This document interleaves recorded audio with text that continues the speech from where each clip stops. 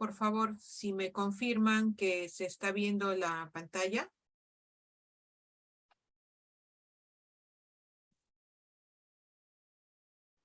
Está cargando todavía. ¿Se ve? Se están cargando las diapositivas todavía. Ya se ven ya. Ya, ok, gracias.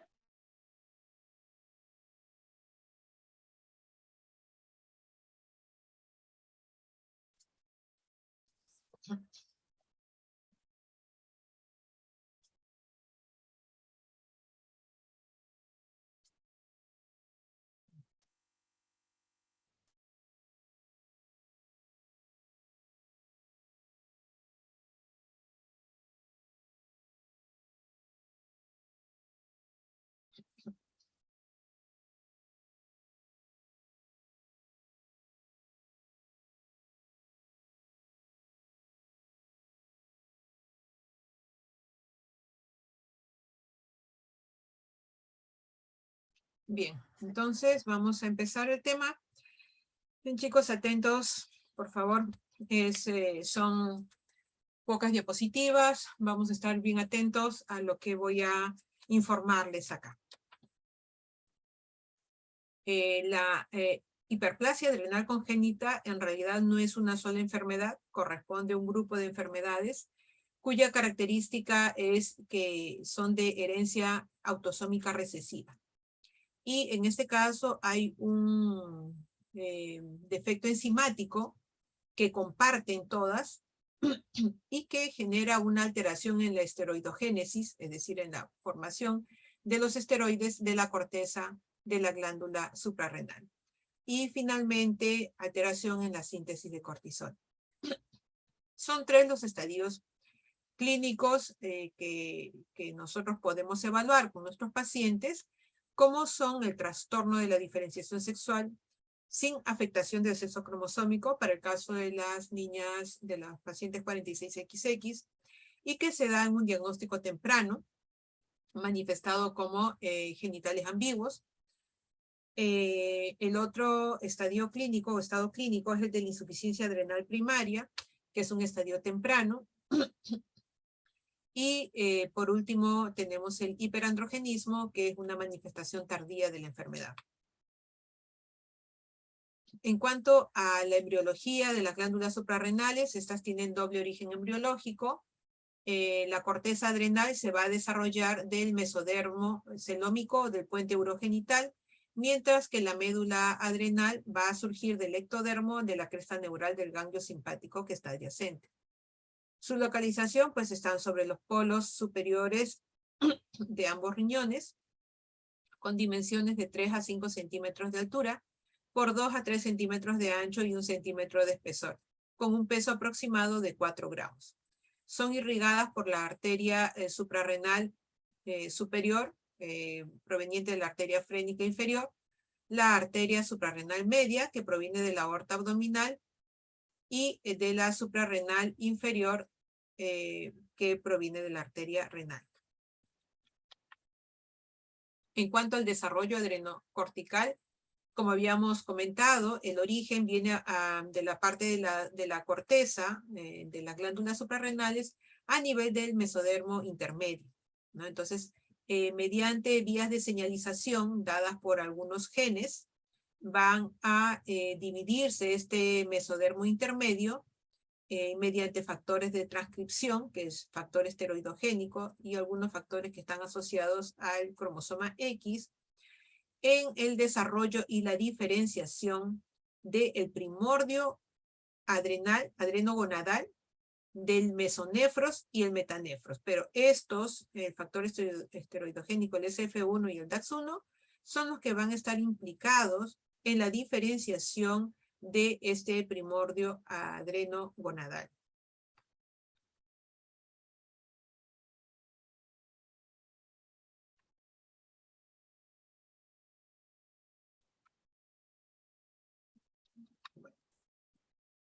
Una vez formado el primordio adrenal, tenemos estos mismos factores que tienen que ver en el desarrollo y la diferenciación, Y para la semana 8 ya está diferenciado de este primordio adreno-gonadal, se ha diferenciado a un primordio adrenal y el primordio gonadal. O sea, acá ya tenemos la diferenciación para la semana 9, tener las gónadas separadas y las glándulas adrenal separadas de lo que era el primordio inicial, ¿no? Y los riñones aparte. Es así como se da la formación de estas glándulas adrenales. Interesante tener en cuenta que en la vida prenatal tenemos en la corteza o en la glándula adrenal, la parte de la corteza, vamos a tener una zona fetal que conforma el 80% de la masa de la glándula adrenal y unas zonas definitivas que posteriormente van a dividirse con una zona transicional para las 24 a 28 semanas. Y esta zona fetal tenemos que tener en cuenta que es productora de hidroepiandrosterona y también mediante las sulfatasas, las sulfatasas, tener aldeas que finalmente van a dar origen a estriol. En cuanto a la zona definitiva, va a ser una zona que se va a estar produciendo continuamente corticoides hasta el momento del nacimiento, donde podemos darnos cuenta que ya esta zona, que era la zona fetal, es una zona fasciculada y tenemos la zona glomerulosa. Y la zona reticularis todavía no se va a notar hasta pequeños, digamos, pequeños núcleos de células entre los 2 y los 3 años, ¿no? Para los 6 a 8 años tener esta zona reticular, que es como el despertar de los andrógenos de las glándulas suprarrenales, el despertar de los andrógenos en los niños y niñas. Por eso es que entre estas edades muchas veces pueden empezar a ver también el odor adrenal, ¿no? De Gasparín. Don Hueco Gasparín. Por favor, apaguen sus audios. Y si no están atentos a la clase, por favor, les voy a agradecer. Si quieren se retiran, no hay ningún problema.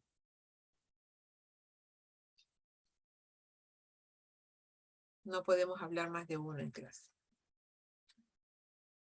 Bien, entonces les decía que por eso es que a esta edad, entre 6 y 8 años, pueden empezarse a dar algunas manifestaciones adrenales, como es el olor axilar, el vello púbico, porque es esta la zona reticular que ya está completa y que empieza a tener una producción de los andrógenos. Tenemos parte de lo mismo, pero viendo que dado las sulfotransferasas que se encuentran en la glándula adrenal fetal, hay cambio, hay bastante producción de pregnenolona, 17-hidroxipregnenolona, y tenemos mediante estas sulfotransferasas la producción de dehidroepiandrosterona ya a nivel placentario, y vía la 17-hidroxiesteroide deshidrogenasa tipo 1 y la 3-beta-hidroxiesteroide deshidrogenasa tipo 1, vamos a ver producciones, así como de la aromatasa, vamos a ver grandes producciones de los estrógenos, como 17-beta-estradiol, estrona, y por la vía del hígado fetal, mediante la 16-alfa-hidroxilasa, también la transformación del DEAS a 16-alfa-dehidroepiandrosterona, para, mediante la aromatasa, también producción de estriol. Entonces, esto es así como funciona en la parte fetal. Una vez tenemos el producto en nacimiento, ya tenemos nosotras nuestras características también de nuestras capas, digamos, de la corteza adrenal. Tenemos la zona glomerulosa, que es la más externa, digamos, de las tres, y que corresponde a la zona de los mineralocorticoides, solamente corresponde 15% de la masa cortical. Su principal hormona, digamos, que se manifiesta como tal es la aldosterona. A nivel de la zona fasciculada, que es la siguiente capa, conforma el 75% de la masa cortical y es productora de los glucocorticoides, la cortisona, y es la única pues, que tiene 17-alfa-hidroxilasa dentro de sus enzimas que forman parte del actuar de los mecanismos de desarrollo de los corticoides. Y por último, la zona reticularis, que ya la habíamos visto, que es la más profunda y es la última que se forma, en realidad también en el camino, forma 10% de la masa de la corteza. Tenemos los andrógenos y esta pues va a darnos todo lo que es testosterona, dihidrotestosterona, lo que vamos a ver para nuestros pacientes. Bien, eso es lo que corresponde a la fisiología. Y estos son algunas características de esas mismas zonas, ¿no? Ya lo hemos comentado, la hormona principal de la zona glomerular, ¿quién viene a ser? La aldosterona, tiene que ver con el mecanismo de los mineralocorticoides. La zona fasciculada, el cortisol, la 11-desoxicorticosterona, corticosterona y algunos andrógenos también, ¿no? Entonces, esta zona fasciculada básicamente es producción de corticoides y va a estar regulada por la ACTH, al igual que la zona reticular, mientras que la zona mineralocorticoide va a ser regulada por el sistema renina-angiotensina. ¿Qué es lo que ocurre entonces en la enfermedad, en la hiperplasia adrenal congénita? Vamos a centrarnos básicamente en el déficit de 21-hidroxilasa porque es lo más común, como deficiencia enzimática de esas patologías. Y lo que va a ocurrir cuando tenemos un déficit de una enzima es que va a incrementarse los esteroides que están por encima de la enzima bloqueada. Entonces, eso significa que si yo tengo la 21-hidroxilasa que está bloqueada, 21-hidroxilasa está acá, si siguen al cursor, 21-hidroxilasa, está acá bloqueada, entonces vamos a tener, esta es la enzima, no vamos a tener producción de aldosterona, por lo tanto, se va a venir la vía de la progesterona para pregnenolona y producción de 17-hidroxipregnenolona, va a pasar a 17-hidroxiprogesterona porque esta enzima, la 3-beta-hidroxisteroide deshidrogenasa, está intacta, pero no puede seguir hacia abajo, ruta abajo, porque está bloqueada esta 21-hidroxilasa. Entonces no se produce tampoco cortisol. Entonces, ¿qué va a pasar? Va a elevarse la progesterona y va a irse para la vía de la zona reticularis, donde va a haber un incremento en la producción de andrógenos, ¿no? Entonces, estas son las flechas más gruesas porque están produciendo más andrógenos. Y por lo tanto, virilización para el caso de las 46XX o macroorquidismo para el caso de los 46XI. ¿Ya? El feedback, bueno, esto es para que recuerden nada más, algo que de repente ya ustedes lo han visto. Tenemos el feedback negativo, hipotálamo-hipófisis van a aumentar la producción de SR y ACTH respectivamente. Y cuando hay una hiperplasia de la corteza adrenal, esta se va a dar por la ACTH, ¿no? Entonces, ¿qué tenemos? Tenemos, si no hay cortisol, no va a haber, lo que va a haber es la ACTH se va a estimular en su producción para tratar de forzar a las glándulas adrenales a producción. Va a aumentar la CRH también.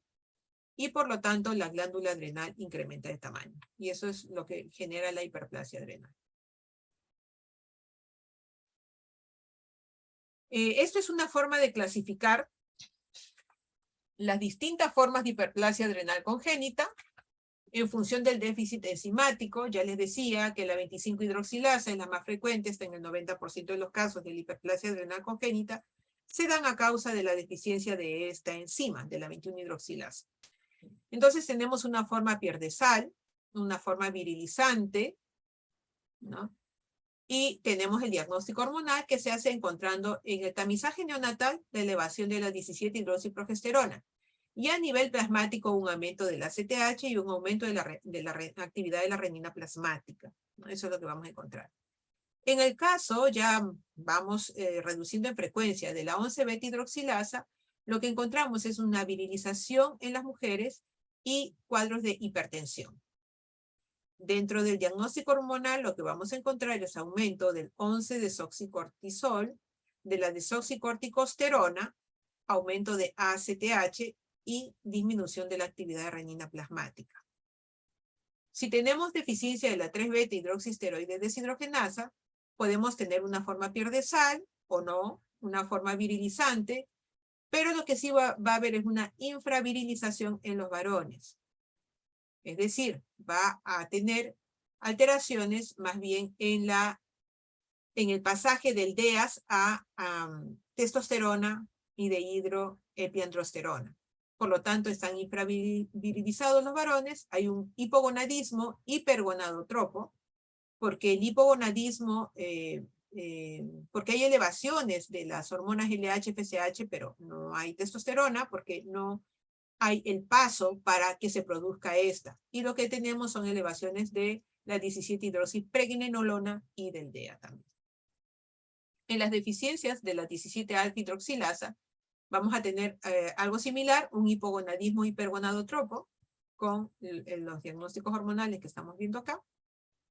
Y conforme vamos elevando, vamos subiendo el inicio de la cascada de la producción de las enzimas de las glándulas suprarrenales, vamos teniendo más alteraciones, vamos aumentando las alteraciones, por ejemplo, el STAR, que es casi al inicio del pasaje del colesterol para que empiece la pregnenolona. Tenemos pierdesal, infravirilización en varones, hipogonadismo hipergonadotropo. En la colesterol desmolasa también tenemos lo mismo, y en la P450 oxidorreductasa tenemos todas las alteraciones, porque si nosotros vamos acá atrás, eso está acá. Por acá está, por acá arriba. Entonces el bloqueo es tan alto que no se da nada. No se produce nada. ¿Ya? Bien, este es un caso clínico, un recién nacido de 22 días de vida, con signos y síntomas de vómitos, diarreas, hipoactividad a esa edad, con una frecuencia cardíaca en 146 por minuto, una frecuencia respiratoria 28 por minuto, una temperatura en 36, presión arterial 80,50, bueno, y todos los otros datos que ustedes ven acá, una glicemia en 99. Ya le habían puesto un bolo de cloruro, bueno, le habían empezado a hidratar al paciente. Ruidos hidroaéreos, en regular estado de hidratación, piel hiperpigmentada, algo que llama la atención, es la hiperpigmentación de todo su cuerpecito, parece medio bronceadito el niño, y genitales masculinos con un macroorquidismo, ¿no? Macroorquidismo. Nosotros hablamos de micropene, pero también hablamos de macroorquidismo en endocrinología pediátrica, y nos es muy útil para discriminar algunos diagnósticos, ¿no? Entonces, ¿qué necesitamos acá con este paciente? Bueno, los exámenes de laboratorio que luego se habían visto en este paciente, teníamos un sodio en 126, más la hiperpigmentación y la deshidratación, un potasio en 7,61 y una gasometría con una acidosis metabólica, ¿no? Y un bicarbonato bastante bajo. Entonces, estos son los cuadros, como se puede presentar un paciente con hiperplasia adrenal congénita, perdedora de sal y virilizante, o sea, una forma clásica. Clásica, pierde sal y virilizante, ¿no? Estas formas de presentación virilizante, sobre todo en los pacientes 46XX, debemos de revisar bien cuando ustedes formen parte ya de las personas que reciben de repente un niño o una niña, y revisar todo completo, para evitarnos luego pues alguna mala interpretación, ¿no? Si nosotros vemos un paciente así, nos pareciera un escroto, nos pareciera un pene, que de repente hay un prepucio redundante, y eso es lo que nos pareciera. Llama la atención, sí, de todas maneras, la hiperpigmentación para la edad del paciente, y teniendo en cuenta que el resto de la piel está bastante clara, y también la zona de hiperpigmentación del margen anal. Si uno palpa bien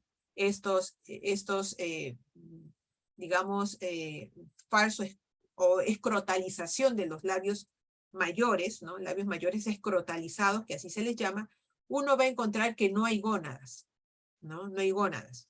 Entonces, esta ausencia de gónadas, revisión del probable falo, nos puede hacer pensar que estamos ante una virilización de una paciente, de un paciente que no sabemos todavía el sexo cromosómico y que es urgente tenerlo.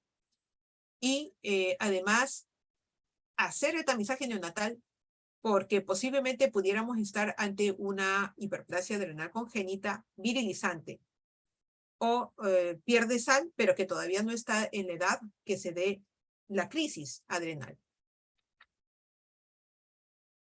Entonces tenemos en las formas clásicas, tenemos la etapa del recién nacido, en la primera infancia y en la adolescencia, y una forma no clásica. ¿Cómo se manifiesta clínicamente en la etapa del recién nacido? Ya se los he mencionado, espero que les quede bien grabado, que es una forma pierde sal y una forma virilizante simple. La forma pierde sal también puede cursar con ambigüedad genital.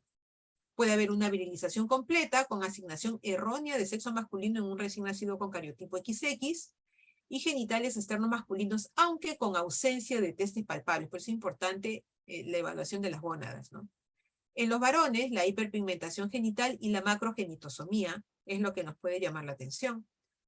En ambos casos, fallo de Medro, es decir, no hay buena ganancia ponderal en los primeros días de vida, más allá del porcentaje de pérdida que tienen los recién nacidos, luego no logran ganar lo que tenían que ganar. Cuadro de deshidratación asociado a hiponatremia e hipercalemia entre los 7 y 14 días, aunque 21 días también ya prácticamente caen en crisis.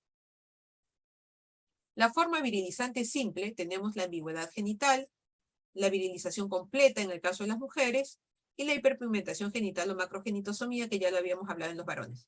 Eso es en la etapa de recién nacido, pero no es el único momento en que podemos evaluar un paciente. También tenemos en la primera infancia con aumento de la velocidad de crecimiento. Es decir, pacientes que crecen muy rápidamente también nos debe llamar la atención. Por eso es importante, cuando vimos cómo era el crecimiento del niño, saber tener una idea, o al menos si no en nuestras gráficas de crecimiento, si no lo tuve bien claro, en mis gráficas de crecimiento de la OMS para los más chiquitos y de la CDC para los niños de 2 años en adelante, si mi paciente se me sale del carril, la carril es arriba, me debe llamar la atención y yo debo de, o lo reviso yo, y si no tengo por opción o no tengo la preparación, en fin, referirlo a quien pueda hacer una revisión por qué este paciente este niño, esta niña está creciendo más rápido de lo que debiera, está saltándose el carril y no simplemente decir, ah, muy bien, señor, ustedes le dan de comer muy bien a su niño, o es un niño, una niña muy alto, si está excelente porque va a ser altísimo o altísima, ¿no? Entonces hay que tener mucho cuidado con eso.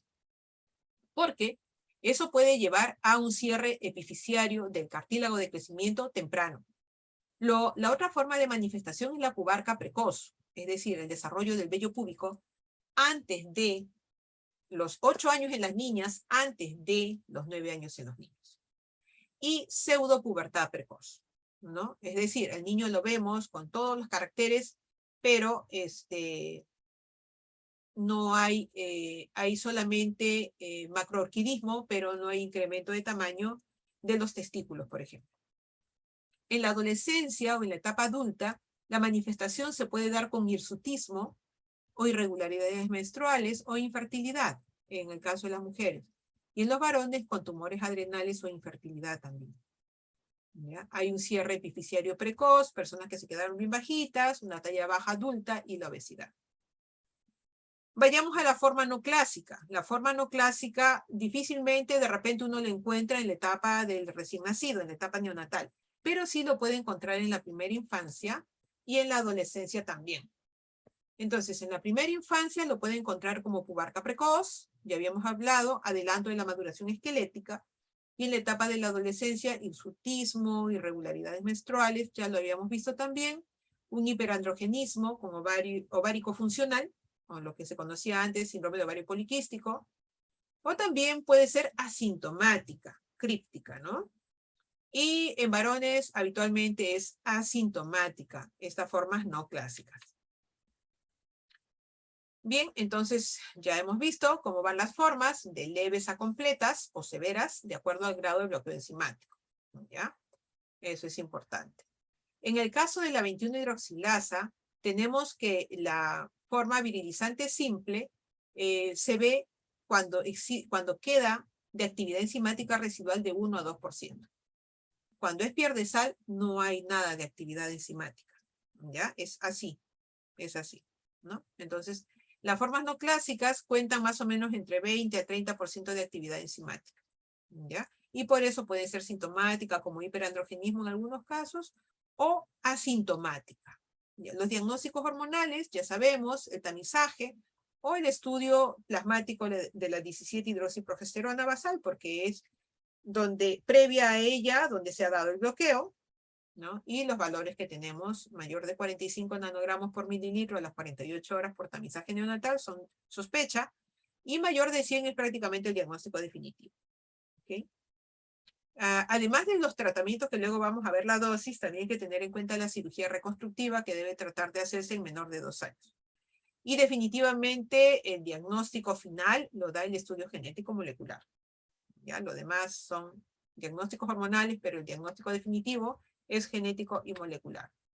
Este es en el caso de las otras manifestaciones, de los otros defectos enzimáticos de las hiperplasias adrenales congénitas, ¿no? Igual, cuando hay las alteraciones de los genitales ambiguos, pensar en la cirugía en niñas.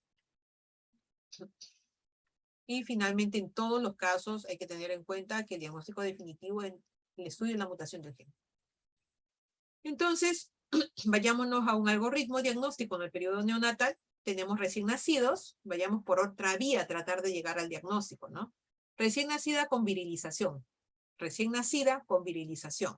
Vómitos, deshidratación. Recién nacido con vómitos, deshidratación, hiponatremia, hipercalemia, o elevaciones de la 17-hidroxiprogesterona en el cribado neonatal, o sea, en el tamizaje.